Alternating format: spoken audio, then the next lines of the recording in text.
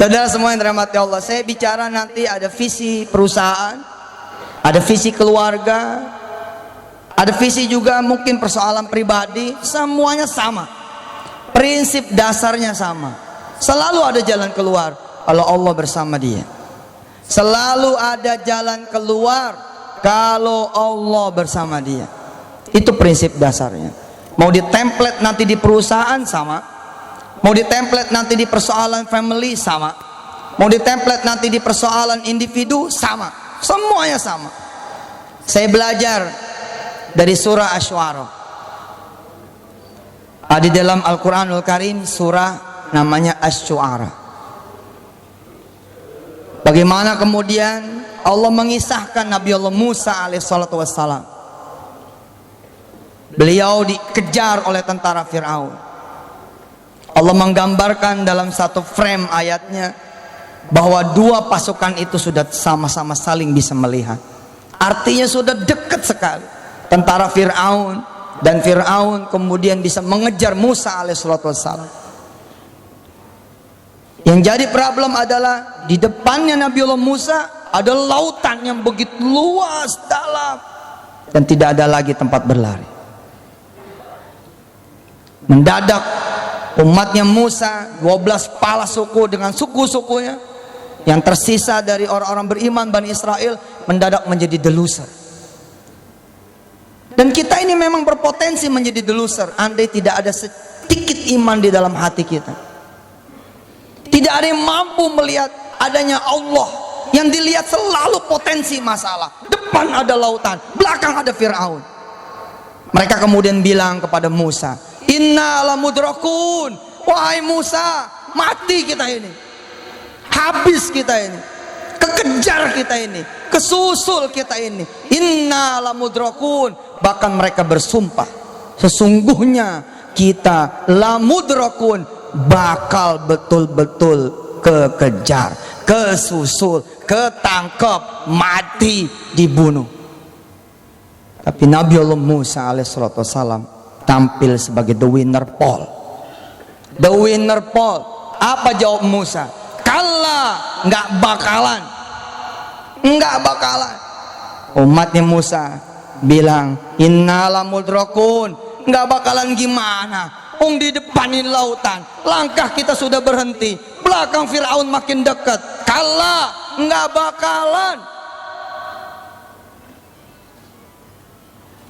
Inna ma'iya rabbi sayahdin. Ada Allah Tuhanku, nanti dia akan memberikan jalan. Sementara Fir'aun dan tentaranya makin mendekat, dan Musa nggak bergeming. Dia tidak miring dengan fakta dan data yang disajikan oleh mereka-mereka yang the loser, yang selalu menghadirkan fakta-fakta negatif. Oh, kita ini masalahnya gak punya duit. Oh, kita ini emang gak bakalan bisa pergi haji. Uang daftar tunggunya 13 tahun. Kalaupun punya, ya kita mesti nunggu 13 tahun. Oh, masalah kita ini memang yang lain 2 miliar, tapi di kota besar. Lah kita di kota kecil selalu bicaranya bicara negatif. Nggak pernah bicara Allah sayahdin, inna ma'iya rabbi sayahdin. Hujan sih, jadi ya warung kita begitu dah turun. Loh, gimana? Kalau Tuhan bisa menurunkan air hujan, kenapa Tuhan tidak bisa menghadirkan pembeli? Persoalannya Anda fokus bukan pada Allah Tuhan Anda fokus pada hujan yang akan menjelang. Hujan bukan disebut sebagai rahmat, hujan bukan disebut sebagai kemudian berkah, tapi hujan menjadi begitu menakutkan. Hujan. Biasanya kalau hujan sepi, akhirnya tidak timbul terang pakir, terang fikir, terang hati, enggak timbul. Ketika saya bicara dengan pengusaha-pengusaha kuliner, saya bilang, oke bos, coba benahin dulu, benahin dulu. Kalau hujan, omset gue bakal naik. Katakan itu dulu, katakan itu dulu, katakan itu dulu. Gimana datanya begitu? Mana sini, datanya mana? Ada satu pengusaha menghadirkan data. Yang satu dia bilang, kenapa omset yang sini turun? Karena ada galian Telkom. Loh, memang Telkom itu yang memberikan rezeki dan menahannya. Hebat sekali dia. Kalau gara-gara dia ngegali lalu kemudian rezeki seseorang menjadi banyak atau kemudian berkurang.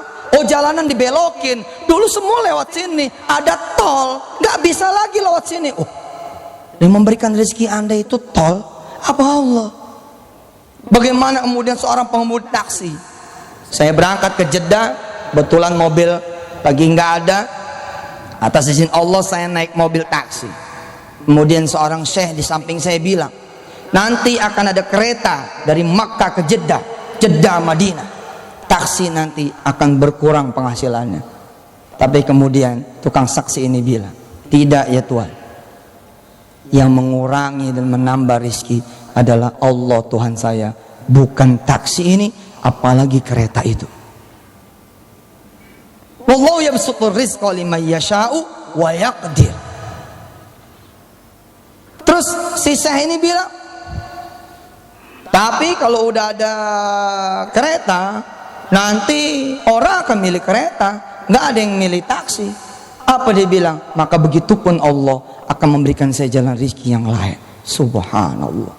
Saya di samping, di belakang itu. Saya bilang, sodakta, Anda benar wahai tukang taksi.